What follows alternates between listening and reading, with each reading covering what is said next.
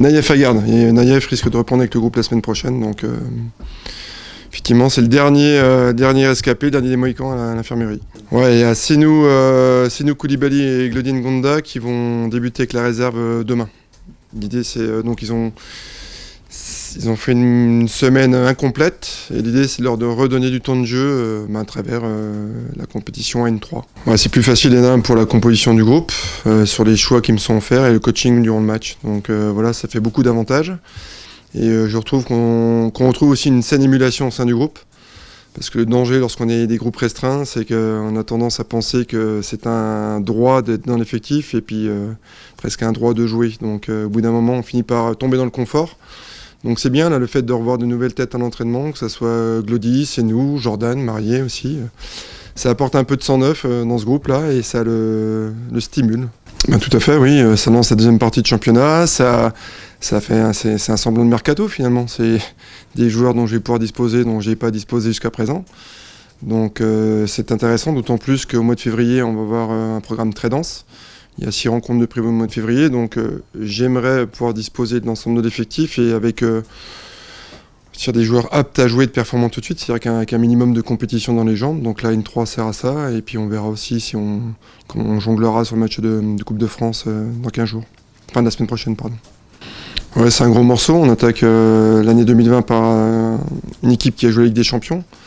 Moi, je suis impressionné par l'intensité qu'ils mettent dans leurs rencontres. Je pense qu'ils ont beaucoup appris à travers leur épopée en Ligue des Champions. Ils ont un potentiel offensif, pour moi, qui est dans le top 3 du championnat français, avec différents profils, Osimhen, Bamba, Ikoné, Arroyo. Enfin voilà, le feu peut venir de partout. En plus, c'est une équipe qui se connaît bien. Enfin, ce sont des joueurs qui se connaissent assez bien, parce que l'ossature, si je ne me trompe pas, reste à peu près identique un peu à l'année dernière, même si Pépé, des joueurs comme Pépé ont disparu. Mais enfin voilà, pour les avoir vus à la vidéo, on sait qu'on aura du pain sur la planche pour les contrarier. Ouais, à Lille, on avait proposé un bloc assez compact et cohérent. Donc ça, il faudra s'en inspirer dimanche.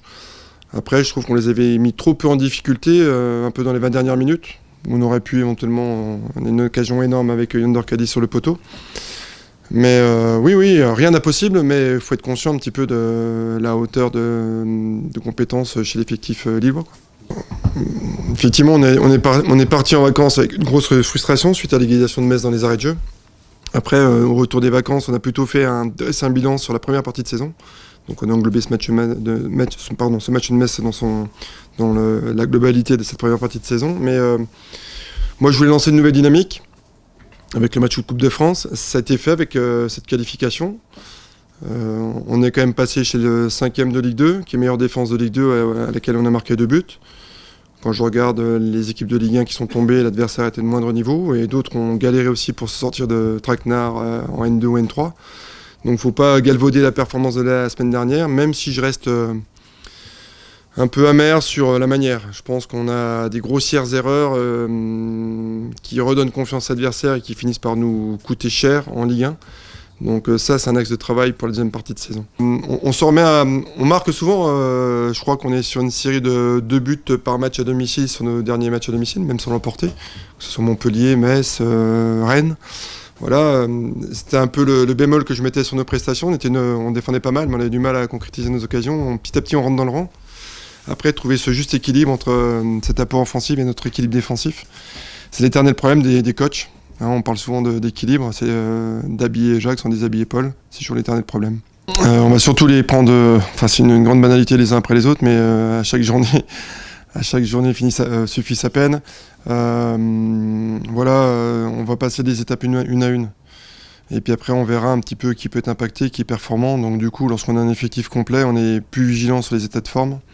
Et sur les complémentarités aussi, ce qui est important dans le foot, c'est les complémentarités de binômes et de trinômes sur le terrain. Et donc il y a toutes ces infos à croiser pour pouvoir effectivement être le plus performant possible sur la durée. Et encore une fois, j'aime avoir ce choix offensivement pour pouvoir gagner ces matchs en 2 temps. Après-demain vont débuter quelques attaquants et je compte bien sur ceux qui sont sur le banc pour faire basculer le match du bon côté. Ça, c'est une donnée importante. C'est ce qui m'a surpris en arrivant en Ligue 1.